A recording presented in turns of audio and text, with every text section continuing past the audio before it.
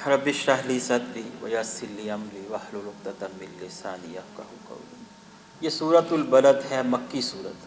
पहली बात इसमें यह कही गई थी कि नहीं, जो बात तुम सोच रहे हो या कह रहे हो हकीकत ये नहीं है।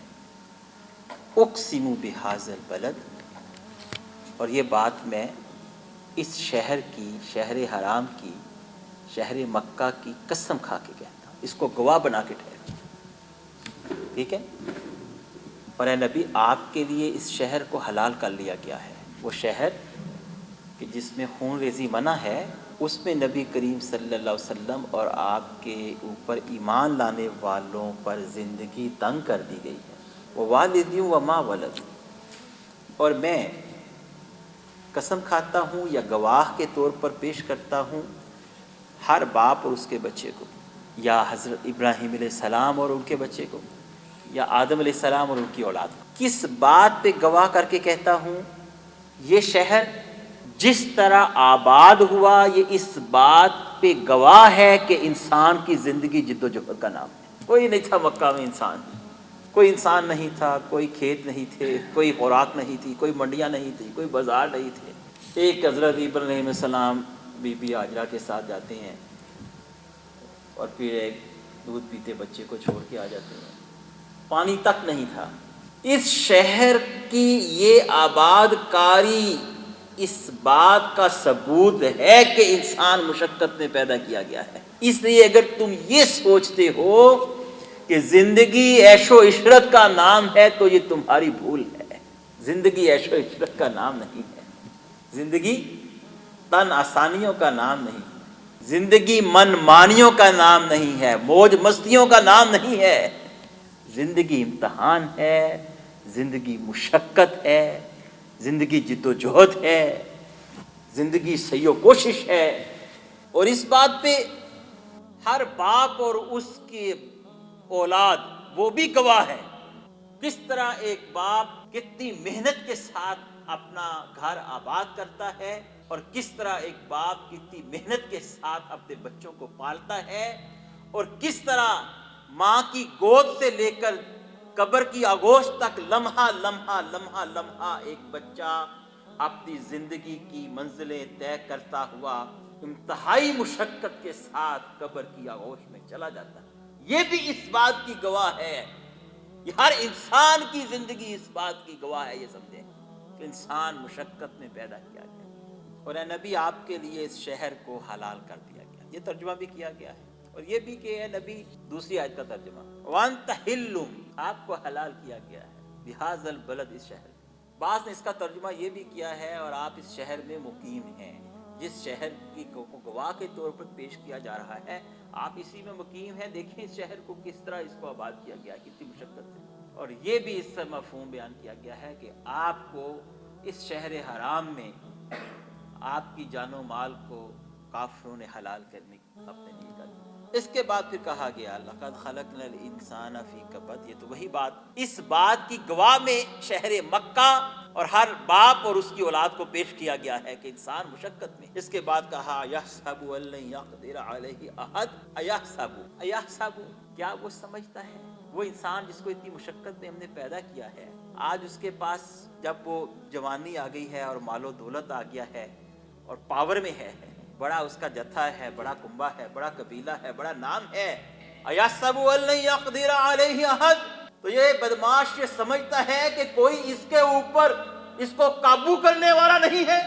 मक्का के रईसों का और सरदारों का जो तर्ज अमल था, आज हमारे मुआशरे के उमरा का भी बिलअमूम वही तर्ज अमल है। हर कोई अपने पिंड का चौधरी बना हुआ है, हर कोई अपने इलाके का रईस बना हुआ है, और समझता है उसके लिए कानून नहीं है, वो कानून से बालातर कोई चीज़ है। वो समझता है कि उसकी मालो दौलत इसी तरह हमेशा उसके पास रहेगी। वो जो बदमाशियाँ करता और ज़मीन में जो फिसाद फैलाता और हराम की दौलत के अंबार लगाता है, वो ये गुमान करता है कि उसके ऊपर कोई नहीं जिसकी बारगाह में पेश होकर उसको हिसाब देना है। वो समझता है कि दुनिया के और मुल्क के इस 2 नंबर निज़ाम के अंदर वो अपनी जगह बना के अल्लाह की बारगाह से बरी हो जाएगा। क्या वो गुमान करता है अल नहीं यक़दिरा, कुदरत दिल में रखे लफ्ज़, क्या वो ये गुमान करता है कि अल नहीं यक़दिरा, कि किसी को काबू नहीं है उस पर, किसी को उस पर कुदरत नहीं है। अलैहि हद, किसी को भी, अल्लाह को भी नहीं, जो मर्जी करे अल्लाह को भी उस पर कुदरत नहीं है। अल्लाह अकबर। यक़ूलु, वो कहता है, अहलक्तु, मैंने बर्बाद कर डाला, मैंने उड़ा डाला, मैंने खर्च कर डाला, मालल लुबादा, मैंने अपना ढेरों माल उड़ा डाला। वो फख्र से कहता है मेरे पास इतना माल है कि करोड़ों रुपए मैंने अपने बच्चों की शादियों पे लगा दिए और परवाह नहीं की। वो 20-20 करोड़, 50-50 करोड़ अपनी एक इलेक्शन की सीट पे लगा देते हैं और कहते हैं हमने परवाह नहीं की। ये जो लगता है ना, अहलक्तु, मैंने हलाक कर डाला, मैंने बर्बाद कर, उड़ा डाला, यानी कि वो उड़ा डाला ये इसलिए कि वो ये उसकी जहनियत है कि मेरे पास इतना माल है कि मुझे परवाह ही नहीं कि कितना खर्च हो गया है, उड़ा डाला है। यानी कि उसके माल खर्च करने का फिर मकसद ये भी नहीं था कि अल्लाह की रिजा हासिल करें, वरना वो कहता मैं अल्लाह की रिजा के लिए ये गरीबों की मदद की है। वो अल्लाह से इतना बेनियाज हो गया है, वो अल्लाह से इतना बेपरवाह हो गया है, वो अल्लाह की अजमत को बिल्कुल फरामोश कर बैठा है, वो अपने इंसान और बंदा और जिंदगी के इम्तहान होने की हकीकत को बिल्कुल भूल बैठा है। तो ये उसका तर्ज अमल है। यक़ूल वहलक्तु मालल्लु, मैं माल खर्च किया। अखबारों में उसकी फोटो छपती है, चैनलों पे उस पर डॉक्यूमेंट्री पेश की जाती है, खबरों में उसकी ब्रेकिंग न्यूज चलती है, उसका बड़ा प्रोटोकॉल है। क्या ये इस प्रोटोकॉल को लेकर कब्र में उतरेगा? क्या उसको पता है कि वो इस प्रोटोकॉल के साथ कब्र से हशर में उठाया जाएगा? क्या ये प्रोटोकॉल उसको अल्लाह की बारगाह में कोई इज्जत देगा और अल्लाह की पकड़ से बचाएगा? देखिए कुरान की अज़मत देखिए आप। मक्का के चंद हजार इंसान हैं, उनमें नबी करीम सल्लल्लाहु अलैहि वसल्लम की और अहले मक्का की ईमान और कुफर की जंग है, दावत का मैदान गर्म है। वहाँ कुछ इंसानों की नफ्सियात है, कुछ इंसानों का कुछ तर्ज अमल है। कुरान उनके लिए उतरता है और क़यामत तक के करोड़ों इंसानों की तर्जुमानी कर जाता है। किसी सदी में, किसी मुआशरे में, किसी कौम में आप चले जाएं, आपको ये नफ्सियात और ये तर्ज अमल नजर आएगा। सऊदी अरब में नजर आएगा, कुवैत में नजर आएगा, यूएई में नजर आएगा, यूरोप में नजर आएगा, इस्तांबुल में नजर आएगा, इस्लामाबाद, लाहौर और कराची में नजर आएगा, छोटे छोटे पिंडों में नजर आएगा आपको ये तर्जुमा। ये हिदायत है, कोई पढ़े तो ये हिदायत है मेरे लिए, हम सबके। कोई पढ़े तो बहुत दौड़ लगी हुई है, बच्चे को कुरान हिफ्ज़ कराना है, बच्चे को कुरान हिफ्ज़ कराना है, बच्चे को कुरान हिफ्ज़ कराना है। बच्चे को कुरान का फहम देने की फिक्र नहीं है। कुरान हिफ्ज़ करने से बच्चा कुरान पे आमिल नहीं हो जाएगा। कुरान का फहम देना लाजिम है, उसको पता चले कि मेरा रब मुझे कहता क्या है। अल्लाह अकबर। अब अल्लाह कहते हैं यहसबु अल्लम यरहु अहद, वाकई ये इतना पेंडू है और इतना जाहिल है कि ये समझते हैं कि इसको कोई नहीं देख रहा, कोई भी नहीं। पहले तो ये था ना कि इसका, अल्लाह ने कहा ये समझता है इस पे किसी का काबू नहीं है। फिर अल्लाह कहता है, ये कहता है मैंने बड़ा माल उड़ा लिया, मैं बड़ी ताकतवर चीज हूँ। अब अल्लाह कहते हैं अच्छा, ये सोचते हैं कि ये कोई इसको देख भी नहीं रहा। यहसबु अल्लम यरहु अहद, इसको किसी ने नहीं देखा कि ये क्या कर रहा है, ये किस तरह करप्शन करते हैं, ये किस तरह जनाब 2 नंबर प्रॉपर्टियों के धंधे करते हैं, ये किस तरह लोगों के प्लाटों पे कब्जे करते हैं, ये किस तरह कमजोरों पे जुल्म ढाते हैं, ये किस तरह बैतुल माल में नकब लगाते हैं, ये किस तरह अपने इख्तियारात का नाजायज इस्तेमाल करते हैं। ये समझते हैं इसको कोई नहीं देखा, किसी ने नहीं देखा। अल्लाह आगे अल्लाह कहते हैं अलम अल्लाहु वैनै, ये ऐसा क्यों समझते हैं, इसको हमने 2 आंखें नहीं दी कि ये देखे, ये अकल को इस्तेमाल करे और गौर करे कि कोई है जो इसको देख भी रहा है और जो इसकी शारक पे भी अपने काबू में रखता है, जो इसकी जिंदगी और मौत के फैसले करने पे कादिर है, जो इसके हाथ बांध के एक दिन इसका हिसाब लेगा। ये अपनी आंखों को, अपनी अकल को इस्तेमाल क्यों नहीं करता। अलम नजअल्लहु ऐनैन, इस वजीर को, इस जर्नैल को, इस जज को, इस ब्यूरोक्रेट को, इस सरमायादार को, इस ताजिर को, इस लीडर को, इस बड़े चौधरी को क्या हमने आंखें नहीं दी। वलिसाना वशफतैन, और हमने इसको जुबान दी और 2 होंठ दिए, जिससे इसके चेहरे को मुज़य्यन भी किया, जिससे ये खुराक भी जो है उसको दस्तरखान पे खाकर खाना भी चुनता है, और जो इसके पूरे इस बॉडी और दिमाग के इस सिस्टम का हिस्सा है, जिसके जरिए इंसान जो है सोचता है, गौर व फिक्र करता है, हक और बातिल में इम्तियाज करता है और तज्जिया करके सही रास्ते का इंतखाब करता है। इसने अपनी इन ऑर्गन्स को इस्तेमाल क्यों नहीं किया। پھر اللہ کہتا ہے یہ ساری چیزیں دے کے اللہ کہتا ہے ہم نے یہ نہیں کہ اس کو یہ دماغ آنکھیں بس یہ ساری چیزیں دی ہیں، وَهَدَيْنَا النَّجْدَيْنِ وَهَدَيْنَا، اور ہم نے دی اس کو توفیق دی، اس کے لیے آسان کیا، ہم نے دکھائے اس کو ہے کیا نجدین، دو راستے، وَهَدَيْنَا کیا ترجمہ کریں گے، وَهَدَيْنَاهُ النَّجْدَيْنِ، ہم نے اس کو دو راستے دکھائے، اس عقل کو استعمال کرو، تمہارے سامنے دو راستے ہیں، یا آسمان سے جو وحی آ رہی ہے تمہیں وہی راستے واضح کرنے کے لیے آ رہی ہے، جو تمہارے قوم اور قبیلے میں پیغمبر اٹھایا گیا ہے یہ انہی دو راستوں کو نمایاں کرنے کے لیے اٹھایا گیا ہے، یہ جو تمہاری بستیوں میں آج بھی قرآن پڑھا اور پڑھایا جا رہا ہے انہی دو راستوں کو تمہیں واضح کرنے کے لیے اللہ تعالیٰ نے یہ تمام فرمایا ہے، دو راستے تمہیں دیے، ایک خیر کا اور ایک شر کا، ایک حق کا اور ایک باطل کا، فَلَقْتَحَمَ الْعَقَبَةَ، لیکن یہ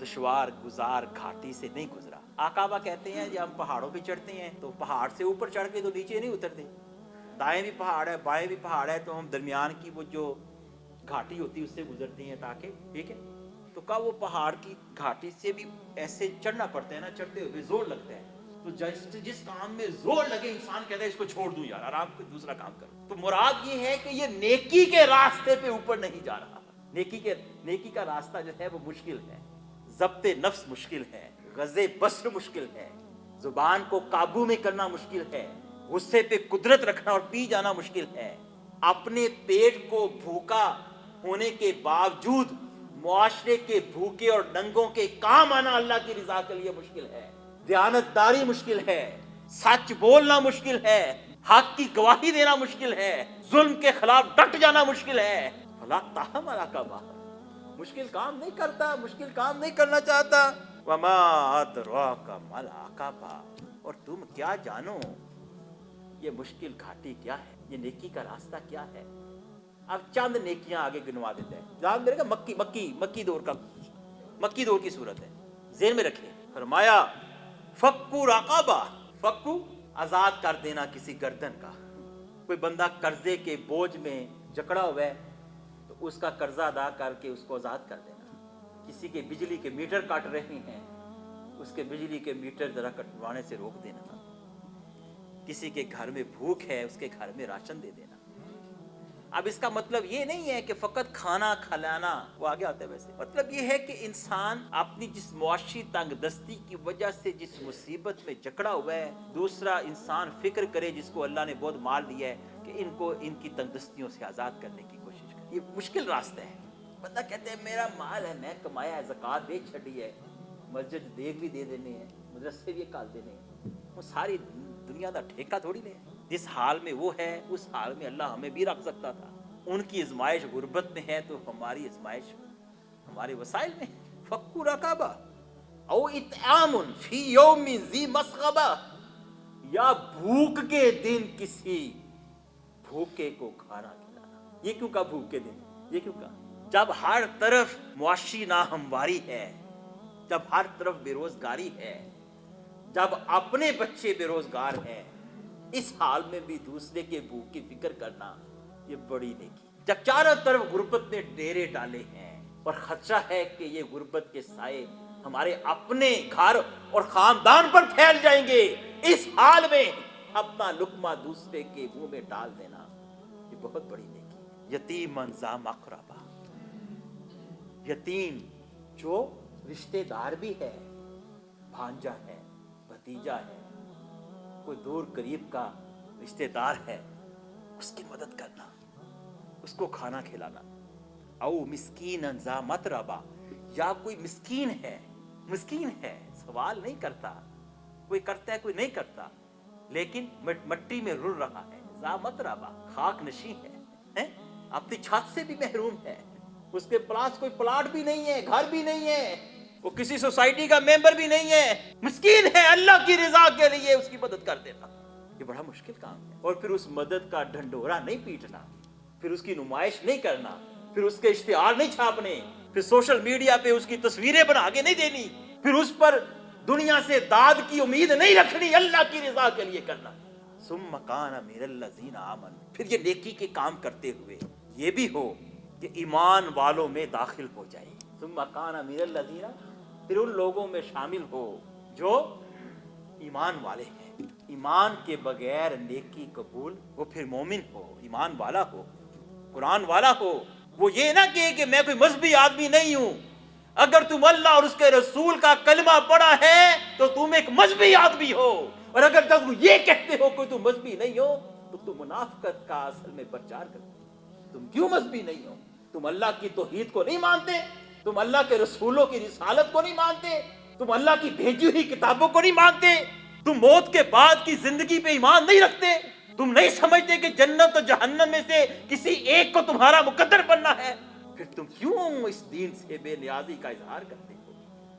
ثم کان من الذین آمنوا، یہ ساری نیکیاں کرتے ہوئے پھر وہ ایمان والوں میں شامل ہو، وتواصوا بالصبر وتواصوا بالمرحمہ، اور پھر وہ ایمان والے سارے مل کر ایک دوسرے کو صبر کی تلقین کریں۔ کیوں؟ نیکی کے راستے پہ چلنے کے لیے صبر کی صفت ضروری ہے، اور صبر کس چیز کا نام ہے؟ حق بات پر استقامت کا نام ہے۔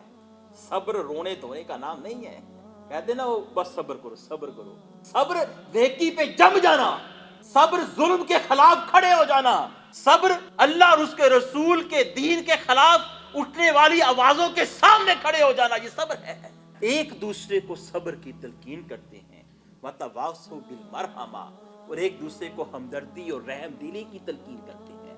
ظالم نہ بنو، مسلمان ہو ظالم نہ بنو، ظلم نہ کرو۔ اولئک اصحاب المیمنہ، یہ ہیں دائیں ہاتھ والے، یہ ہیں سعادت مند۔ یم کا معنی جو ہے نا سعادت مندی کا بھی ہے، تو اس کے دونوں ترجمے کر سکتے ہیں آپ۔ اصحاب المیمنہ کا ترجمہ آپ دائیں ہاتھ والے بھی کر سکتے ہیں، یہ بھی کر سکتے ہیں کہ یہ سعادت مند ہیں، یعنی کہ جو جنت میں داخل ہوں گے۔ والذین کفروا بآیاتنا، اور جنہوں نے ہماری ان آیات کا انکار کیا، جنہوں نے مشقت کی زندگی سے فرار حاصل کیا، جنہوں نے دنیا کو عیش عشرت کی ایک اماجگاہ دنیا کو سمجھ لیا اور یہ سمجھا کہ دنیا امتحان نہیں ہے، اور جنہوں نے اپنی عقل کو اور اپنے علم کو اللہ اپنی ذات اور کائنات کی معرفت میں استعمال نہ کیا، اور جو ایمان لا کے نیک راستوں پہ نہ چلے، انہوں نے قرآن کی آیات کا انکار کیا۔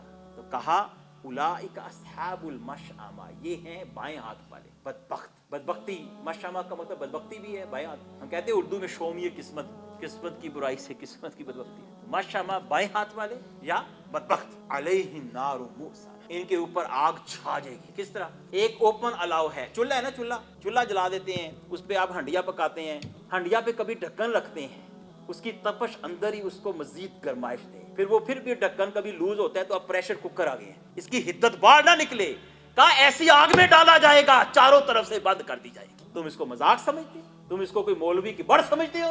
یہ ایک دن آئے گا۔ اللہ تعالی ہمیں اس قرآن کا صحیح فہم عطا فرمائے، اس پہ عمل کی توفیق عطا فرمائے۔